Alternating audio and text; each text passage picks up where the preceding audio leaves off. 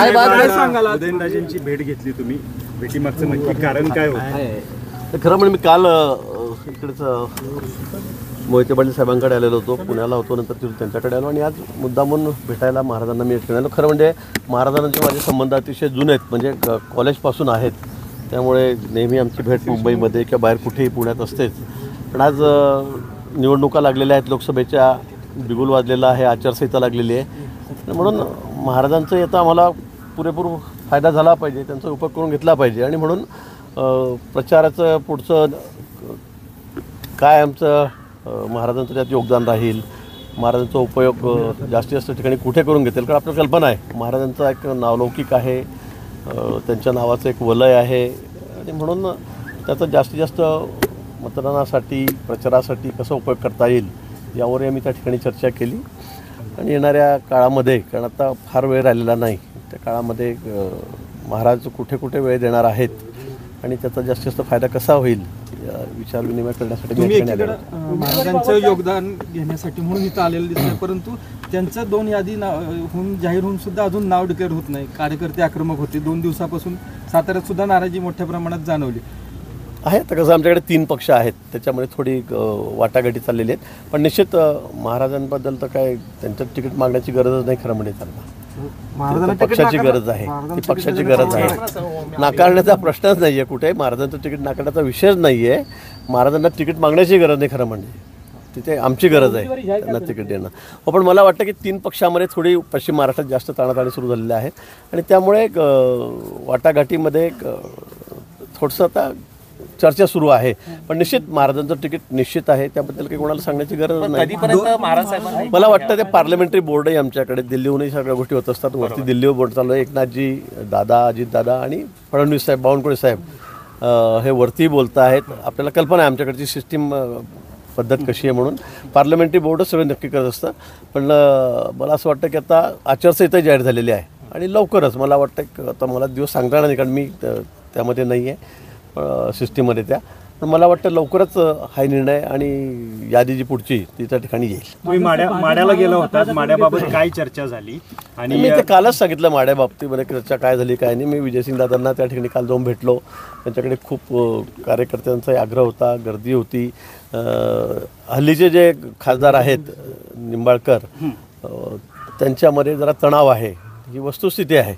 आणि म्हणून त्या तिकिटावरून त्यांचं थोडंसं म्हणणं वेगळं होतं आणि म्हणून त्यांचं जाणून घेण्यासाठी किंवा त्यांच्याशी बोलण्यासाठी मुद्दामून देवेंद्रजींनी मला या ठिकाणी पाठवलेलं होतं.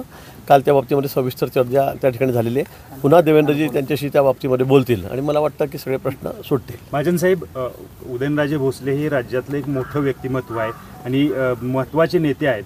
मात्र यांना जर तिकीट डावललं गेलं तर मात्र मराठा समाजामध्ये उद्रेक पाहायला मिळेल. यामुळे ही नाराजी तुम्ही मराठा समाजाची उडवून घेणार नाही. कधीपर्यंत यांचं? मला वाटतं तशी वेळ येणारच नाही. तशी वेळ येणारच नाही. मी तुम्हाला तेच सांगतोय. तिकीट नाकारलं तुम्हाला कोणी सांगितलं? मला म्हणजे हेच कळते तुम्ही का बळजबरीत नाकारलं सांगतात. आता कसं आहे, आता आपल्याला कल्पना आहे पहिल्या यादीमध्ये आता उद्धवजींनी किती आकार तांडव केलं होतं गडकरी साहेबांबद्दल. आता गडकरी साहेब तर राष्ट्रीय अध्यक्ष राहिलेले आहेत, राज्यामधले देशातले वजनदार नेते पण आहेत, जुने नेते सगळ्यातले ते आमच्याकडे. पण असं नाही आहे, प्रत्येकाची वेळ असते. पार्लमेंटरी बोर्ड आहे आमच्याकडे. त्याच्यामुळे मला असं वाटतं की सगळं चर्चा होऊन आपसातल्या एकटी भाजपची ती जबाबदारी असती मध्य प्रदेश राजस्थानसारखी, तर मग गुजरातसारखी तर मग विषयच नव्हता. पण इथे 3 पक्ष 3 मित्र आमच्यासोबत असल्यामुळे त्या ठिकाणी थोडी चर्चा करावी लागते, थोडीशी वाटाघाटी चाललेल्या आहेत. मला वाटतं पण लवकरच हा निर्णय होईल. वंचित फॅक्टर किती झाले? वंचित आघाडी अजूनही महाविकास आघाडीमध्ये सामील होत नाही. वंचित आघाडी हा त्यांचा प्रश्न आहे. वंचित आघाडी सामील होत नाही. वंचित आघाडी किती इफेक्ट चालेल आपल्या महाराष्ट्रात?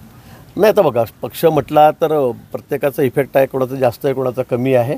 पण तो वंचित आघाडीच्या बाबतीमध्ये दररोज मी तुमच्या माध्यमातूनच बघतोय, इकडे बोलणं चाललं आहे, तिकडे बोलणं चाललं आहे, इतक्या जागा मागतायत, तितक्या मागतायत, पण अजूनही कुठे त्यांचं काही मला वाटतं ठरत नाही. आणि आता ते अंतिम याच्यावर आलेले आहेत की आता आम्ही आमच्या जागा लढू, असंही मी आज त्यांच्या तोंडच ऐकलं, आंबेडकरच्या तोंडातलं. राजीनामा दिला होता, हो, त्याची उतराई कशी करणार? आता मी तेच सांगतोय तुम्हाला, परत एकच प्रश्न फिरून होतो आहे. मराठा समाज 1000 उमेदवार देण्याची तयारी होते लोकसभेसाठी. आता कसं लोकशाही आहे या ठिकाणी, तर प्रत्येकाला उभा राहायचा अधिकार आहे.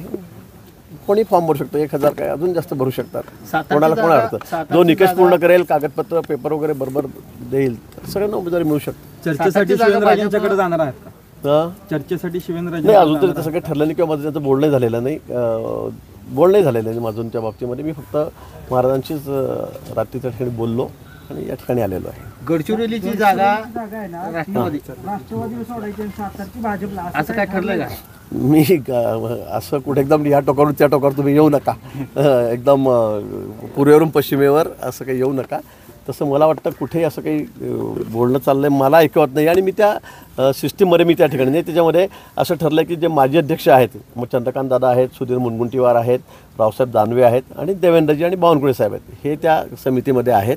आणि पार्लमेंटरी बोर्डवरती आहे, त्याच्यामध्ये देवेंद्रजी आणि बावनकुळे साहेब आमचे आहेत. त्या ठिकाणी साहेब, तुम्ही राज्यातल्या प्रत्येक प्रश्नामध्ये महत्वाची भूमिका बजावता. मराठा आंदोलन असो किंवा आता माडाचा जो तिढा सुरू आहे त्याच्या अनुषंगाने, एकूण हा तिढा साताराचा जो आहे जागेचा, तो सोडवण्यासाठी तुम्ही आता काय भूमिका पुढे मांडणार आहात, काय सांगा? नाही, तिढा हा नाहीच आहे मला असं वाटतं. आपणच त्याला तिढा करतायत. मी वेगळ्या कामासाठी या ठिकाणी आलो आणि तुम्ही जागा वाटपाचं म्हणताय. मला असं वाटतं की नाही, निश्चित भेटल्यामुळे, चर्चेमुळे किंवा कुठे आता काल माडाचा असेल तर प्रश्न सुटत असतात.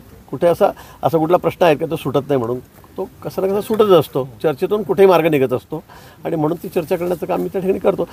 इथे काही प्रश्नच नाही आहे. इथला हा काही प्रश्नच नाही आहे. हा प्रश्नच नाही आहे. त्यामुळे इथे काही प्रश्न उपस्थित करण्याचं कारणच नाही. जलमंदिराच्या चर्चेत काय करणार? भाजपकडून उमेदवारी देणार की काय? भाजपमधून उमेदवारी देणार की काय? चला, भरपूर झाला. हाय हाय